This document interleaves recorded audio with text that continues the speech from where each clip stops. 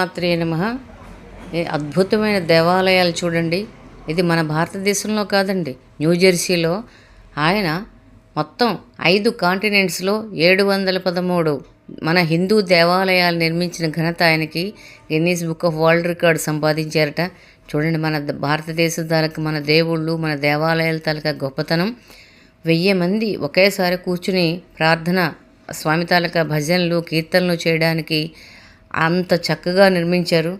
కొన్ని సువిశాలమైన కొన్ని వందల ఎకరాల్లో నిర్మించినారు. చాలా అద్భుతంగా ఉంది కదా.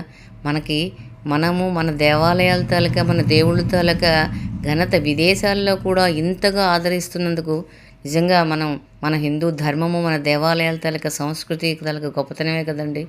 మనం కూడా స్వామినారాయణ టెంపుల్ ఇది, గర్విద్దాం, ఆనందిద్దాం.